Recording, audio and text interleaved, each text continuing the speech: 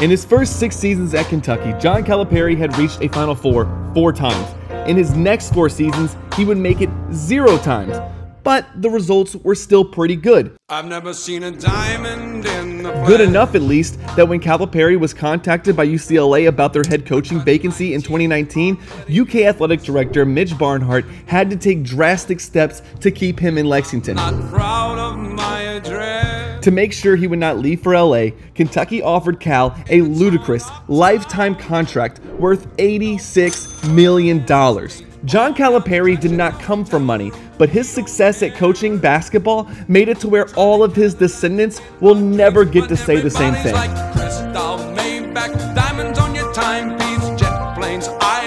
In fact, his $8.5 million salary was $8.5 million more than what any of the players were making. So it was around this time that the NCAA had finally recognized that with all of the money surrounding these sports, the players should get a share of the profits. Let me live that fantasy. Just kidding. Actually, what happened in 2019 was California passed the Fair to Play Act, which prohibited the NCAA or member schools from punishing student athletes who earn NIL compensation. So now, Calipari would have to navigate that. If there was ever a time for Cal to leave Kentucky, this was it. Calipari had 3 straight years of being one basket away from another banner. Not to mention the 2020 season where one of his teams got rolling and looked like one of the best teams in America. But someone coughed 8,000 miles away and the whole world shut down. We didn't even know if we would get basketball for the 2020-21 season, and when we did, we wished we had not.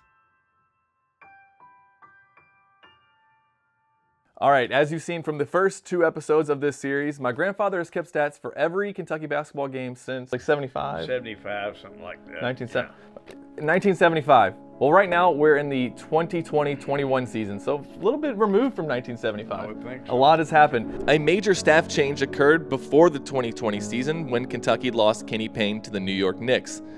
The Cats also lost 8 more players at the end of the 2020 season, but was back to having a top recruiting class in college basketball. It was going to be a weird season. It felt like it could be canceled at any moment, and for Kentucky that might have been a good thing. In a Rupp Arena filled with cardboard cutouts of fans, Kentucky cruised to a win over Morehead State. It would be the only time all year the Cats would boast a winning record as things started to fall apart immediately after. Richmond beat Kentucky in the second game of the season, and that was the start of a 6-game losing streak where they lost 4 games on the last shot. Just when fans were starting to give up on the season, an unlikely hero emerged.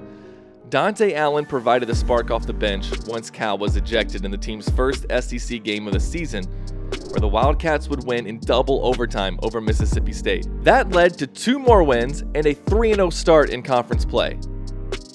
However, things were about to get really bad. Kentucky would then lose 7 of their next 8, which basically eliminated them from the tournament. You said get your head out of your ass and play basketball. Yes, I did say that. Yep. I was going crazy.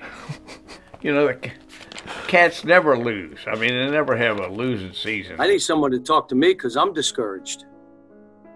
What I just saw?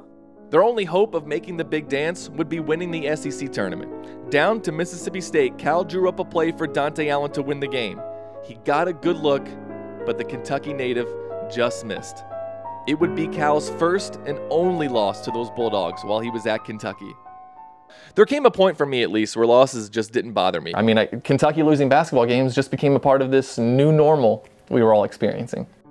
The Big Blue finished an abysmal 9-16, and for Kentucky fans who didn't get to see their Cats in the 2020 tournament, it was like COVID never ended.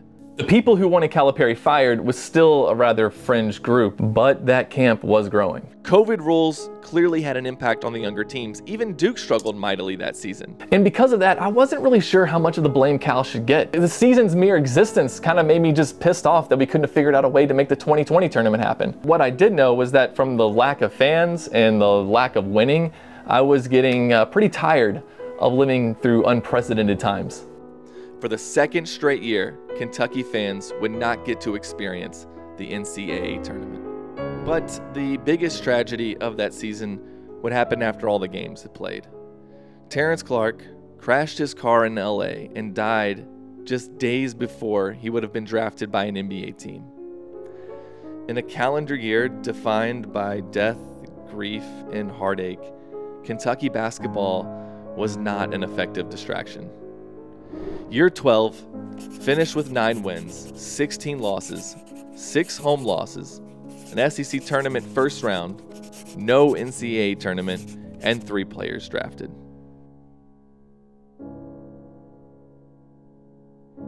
The coaching staff would look much different again going into the 21-22 season. Orlando Antigua returned, and Cal added Chin Coleman to his staff. But the biggest move of all was when John Robick was moved to an admin role. Robick was very important to Cal staff and had been there from the beginning. So this meant a new on-the-court strategy, but now Cal was implementing a new off-the-court strategy in how he recruited.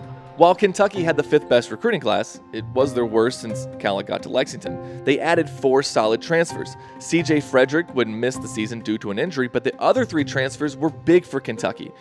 One of them would become a Kentucky basketball legend. Oscar Tshiebwe, a transfer from West Virginia, set rebounding records nearly every game and earned National Player of the Year. Despite a slow-ish start, Kentucky figured things out and started winning big again. They crushed North Carolina in the CBS Sports Classic. A month later, they traveled to Allen Fieldhouse, and behind a big game from Keon Brooks, the Wildcats rolled to victory. It was the first time Kentucky had won a game in that building since 1983. Even when they had no point guard, with Ty Washington and Severe Wheeler battling injuries, the Wildcats found ways to win. The biggest off-the-court issue that season began when Calipari signed his first #1 player since Skal Labissiere, and it never became an on-the-court issue. Shaedon Sharpe decided to enroll early, and that was the beginning of a year-long saga. On January 5th, Sharpe arrived on campus. On January 12th, fans were encouraged to watch him warm up. On January 14th, Calipari said, "If he's ready, let's go." It made even more sense for Sharpe to play when Severe Wheeler and Ty Washington got hurt. But he still didn't. And on January 20th, rumors began to swirl that Sharpe would then be eligible for the NBA draft. The Sharpe camp denied that by saying they were in no rush to get Shaedon to the league. In their heart, I think Kentucky fans knew they were about ready to be played. I mean, he says no rush right after enrolling early. On January 21st, Calipari said Shaedon would be back next season. On January 22nd, his mentor Dwayne Washington said if Shaedon didn't play this season, he would definitely be back. 2 days later, on January 24th, Calipari announced that Sharpe looked good in practice and that the team wants him to play. But just a couple of weeks later, on February 7th, Calipari said Sharpe would not be playing in the 2022 season. There is no doubt that he could have helped Kentucky beat teams like, I don't know, St. Peter's. But it very much seemed like Sharpe's camp did not want him to get injured or maybe risk dropping in the NBA draft where he was already projected near the top. At any rate, Kentucky went 6-4 on the road in the SEC, which isn't great, but they did not lose a home game all year for the first time since 2016. There were times when Kentucky looked like one of the best teams in the country, but towards the end of the season, things started to get a little bit shaky, and their luck started to run out. This was started with the loss of John Calipari's Lucky Watch. Then, a week later, the Cats failed to reach the finals of the SEC tournament for only the 4th time under Calipari when they lost to Tennessee. Calipari has said many times that he doesn't care that much about the SEC tournament. And that may have bothered Kentucky fans in the past, but since he was winning, no one really cared. But after 3 straight tournaments of losing before Sunday, a lot of Kentucky fans no longer found his ambivalence to the SEC tournament cute. Maybe he was trying to take pressure off of his players, but Calipari maybe played it a little too cool.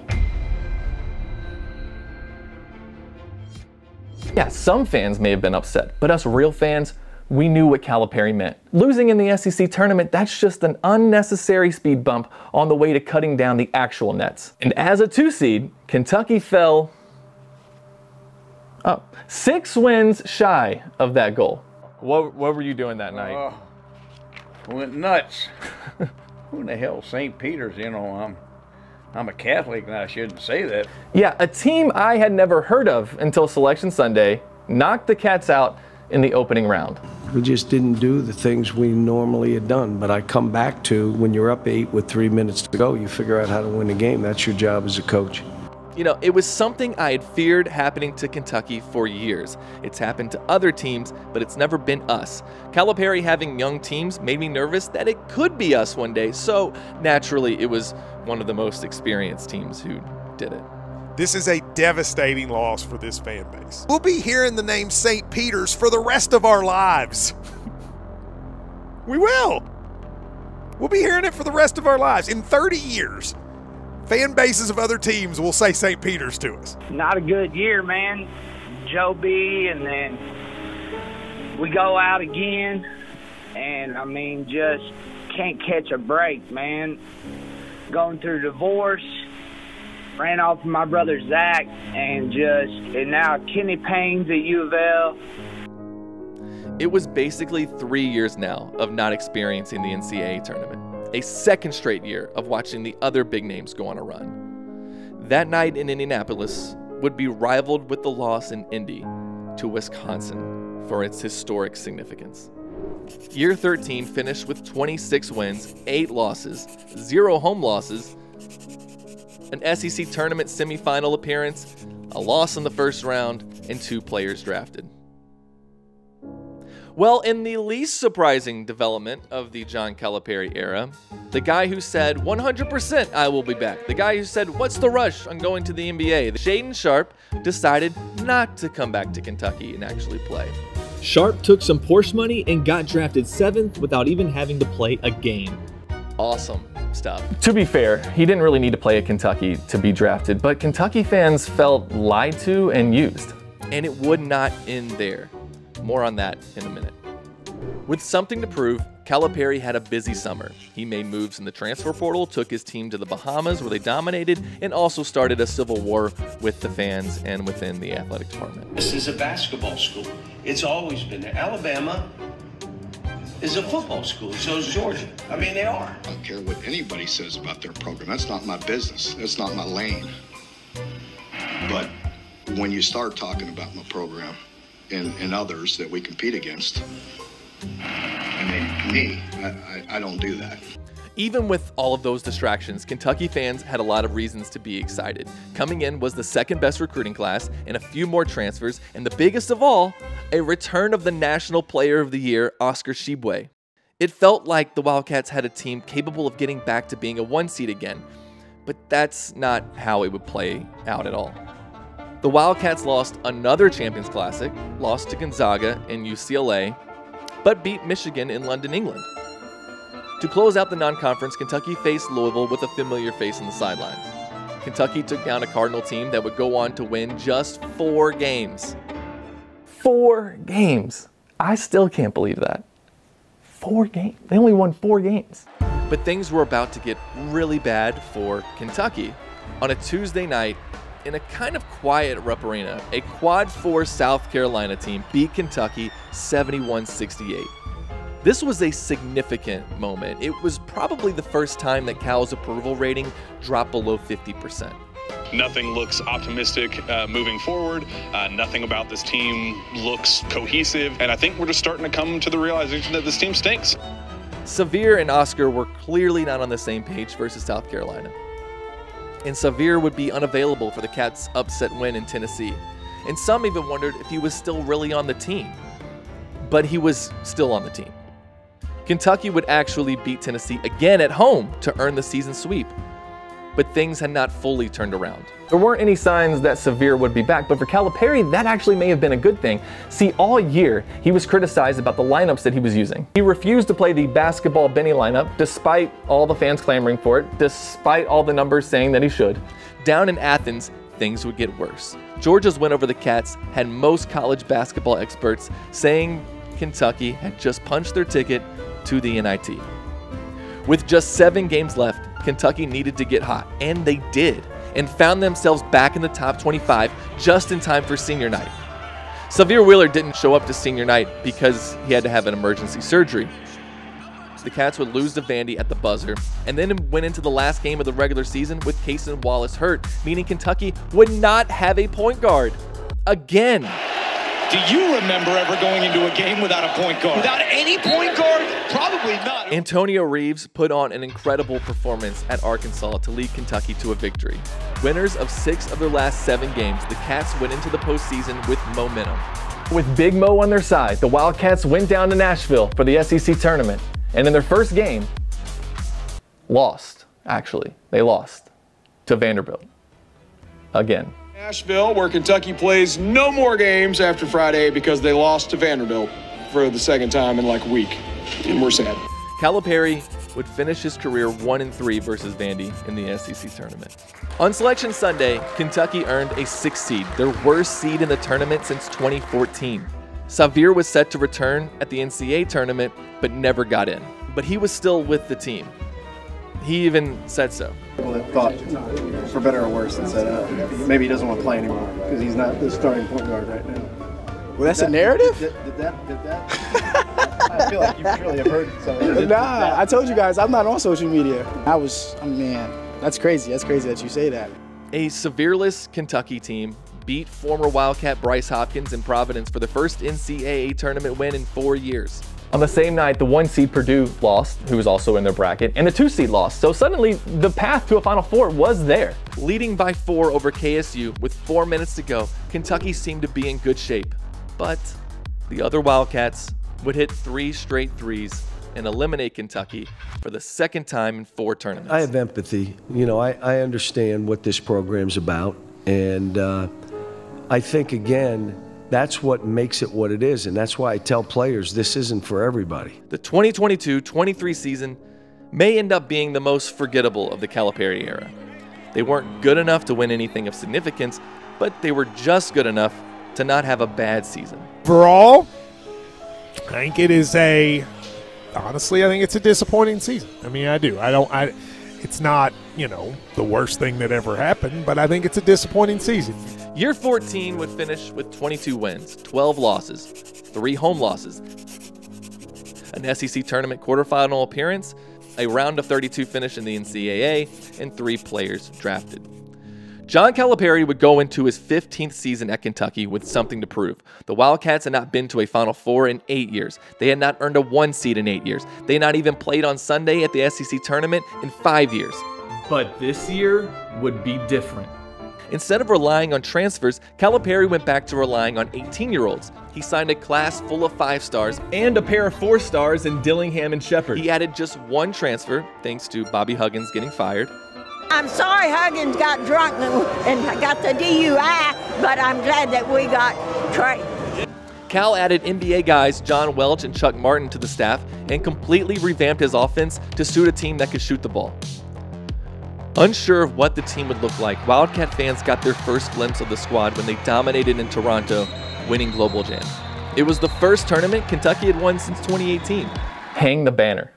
Without any bigs, the Young Cats nearly beat #1 Kansas, and you could argue with a 6-point lead at the under 4, they should have. Another Champions Classic loss meant the Cats had now lost 6 of the last 7 in that contest. Their overall record in it was now tied for the worst at 5-8. The team looked like title contenders when they blew out Miami at home. But then turned right around and lost to UNC Wilmington at home on the new floor. They did win their CBS Classic game versus UNC, improving the record in that contest to an even 5-5.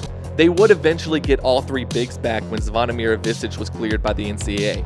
The very day that happened, he entered the game, threw a behind-the-back pass for an assist, and nailed 5 straight from deep. This team will be remembered as one of the most exciting teams Calipari had ever had, and it will also be remembered for one of the worst run of games in Rupp Arena history.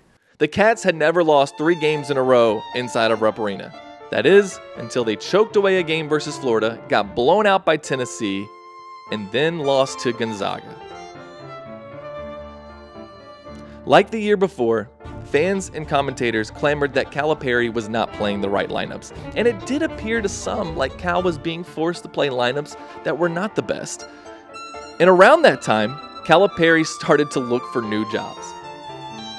But there was still plenty of season left. At Auburn, no one gave the Cats a chance. But they left the Tiger fans stunned, playing one of their best games to get the upset. And Calipari wanted people to know about it. We have some people here that are there for a reason. We're gonna make this out to be... Please just lead my players, let them be young and learn, and keep attacking me. I may be the worst in the country. Just attack me and leave these kids alone, okay? Thank you.